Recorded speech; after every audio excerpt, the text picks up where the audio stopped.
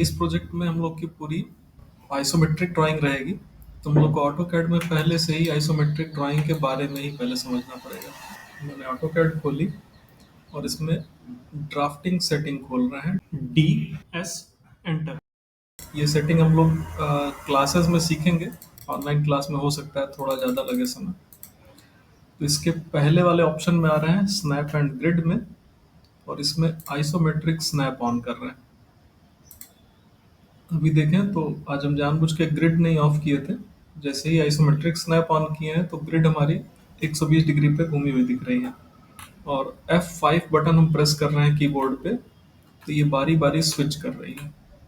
यहाँ पे नीचे कमांड लाइन पे देखें तो अभी आइसोप्लेन लेफ्ट, आइसोप्लेन टॉप, आइसोप्लेन राइट ऐसे दिखा रहा है, और माउस का कर्सर भी उसी हिसाब से चेंज हो रहा है। अभी ये क्या है, इसके लिए हमको एक छोटी सी ड्राइंग बनानी पड़ेगी।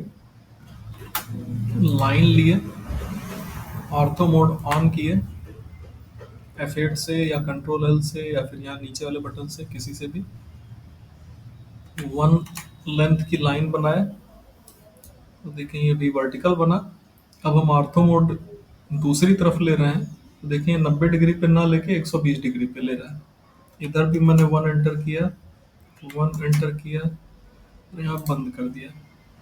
अब मैंने F5 दबाया तो ग्रिड दूसरी तरफ हो गई। तो हम इस तरफ का ऑर्थो मोड लिए, वन। अभी हम ये एक्सप्लेन करेंगे, थोड़ा सा बेटर समझ में आएगा। फिर F5 प्रेस किए, वन, क्लोज। अभी हम ग्रिड ऑफ कर रहे हैं। थोड़ा ग्रिड ऑफ किए तो आपको ये देखने में क्यूब जैसा लग रहा होगा, एक घन। ठीक है, इधर भी वन है, इधर भी वन है, इधर भी वन है। अब आप लोग को इंजीनियरिंग ड्राइंग के फर्स्ट ईयर में पढ़ाया गया वो चैप्टर याद आ रहा होगा, जिसमें ये तीन एक्सिस रहते हैं जो आपस में 120 डिग्री पे रहते हैं, और इन एक्सिस को बेस मान के जो ड्राइंग बनती है वो आइसोमेट्रिक ड्राइंग बनती है। तीनों के बीच में एंगल 120 रहता है। ठीक, 120 डिग्री, 120 डिग्री, 120 डिग्री ऐसे। ये जब आइसोमेट्रिक स्नैप मैंने ड्राफ्टिंग सेटिंग में ऑन किया तो इसने मुझे माउस का कर्सर चेंज करके दे दिया। मैं F5 प्रेस कर रहा हूँ तो ये लिख रहा है आइसोप्लेन लेफ्ट। तो देखिए ये जो माउस का कर्सर है वो लग रहा है कि इस क्यूब के लेफ्ट साइड के फेस पे रखा हुआ, उससे अलाइन किया हुआ है। ऐसे ही F5 फिर प्रेस किए, कह रहा है आइसोप्लेन टॉप, तो अब ये टॉप प्लेन से अलाइन लग रहा है। फिर F5 किया तो ये लेफ्ट से अलाइन लग रहा है। तो जब ये बारी बारी इन प्लेन से ये F5 प्रेस करते हैं तो तीनों पे स्विच करता रहेगा, एक बार लेफ्ट, एक बार टॉप, एक बार राइट, तीनों पे बारी बारी स्विच करेगा। अब इसमें ऑर्थो मोड भी उसी अलाइनमेंट में काम करेगा। जैसे भी राइट प्लेन से अलाइंड है तो ये इसके अलोंग काम करेगा। ठीक है, F5 किया, अब लेफ्ट से अलाइन है तो ये इसके अलाइनमेंट में काम किया, ortho mode. Similar F5 top पे कर दिए तो अब इससे अलाइन होकर काम किया। अगर हम कोई इस समय पाइपलाइन बनाए, F5 से हम डायनेमिकली चेंज करते चलें डायरेक्शन थोड़ी थोड़ी।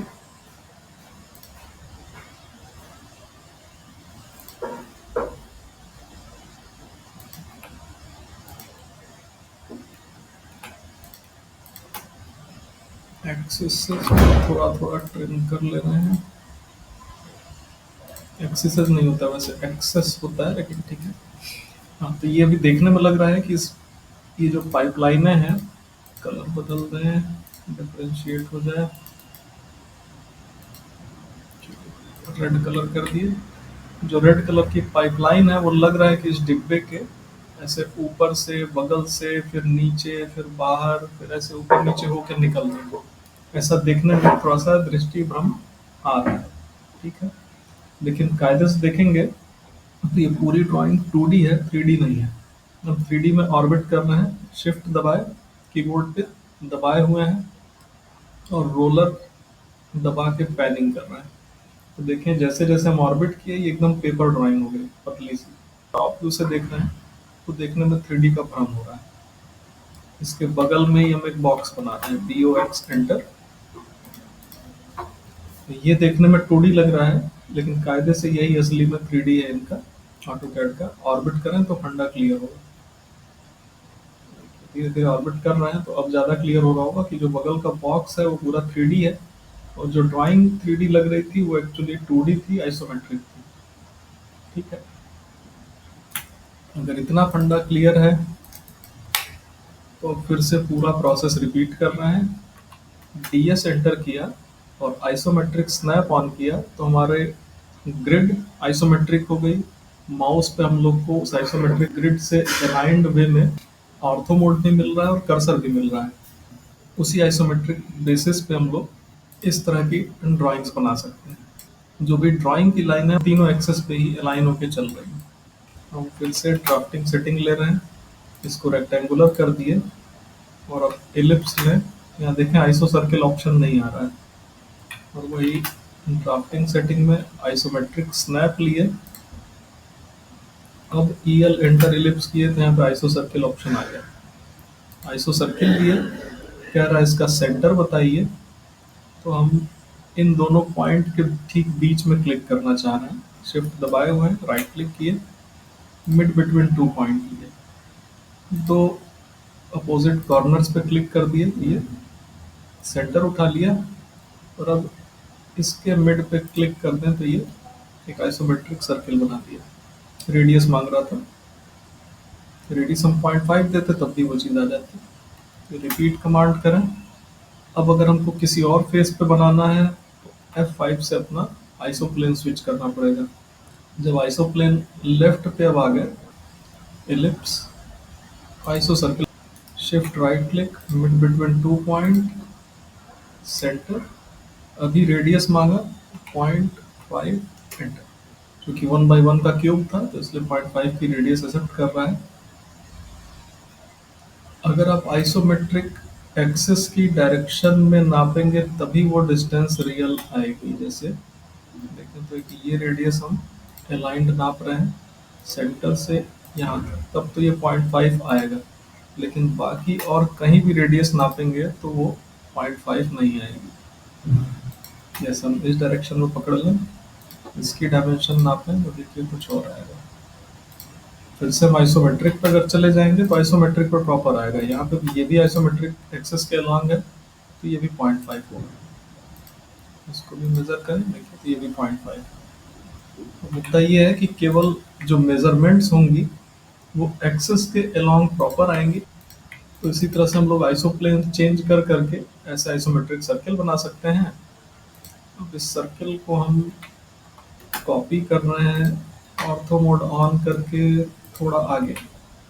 ठीक है, एक लाइन बनाया क्वाड्रेंट से क्वाड्रेंट, फिर यहाँ क्वाड्रेंट से क्वाड्रेंट। फालतू लाइनें ट्रिम कर रहे हैं।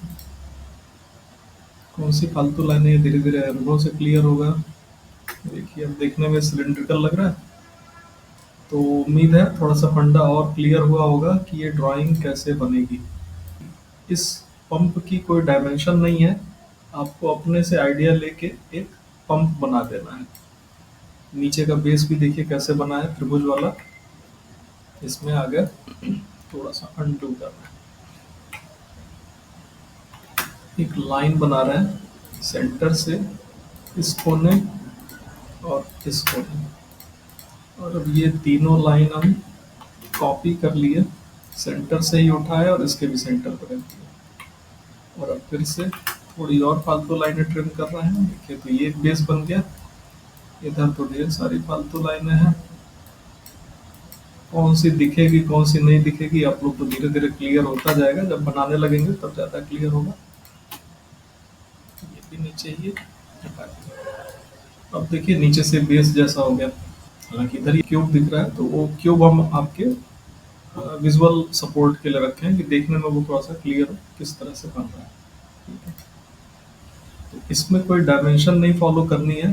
देखें तो ये सारी डायमेंशन mm में है।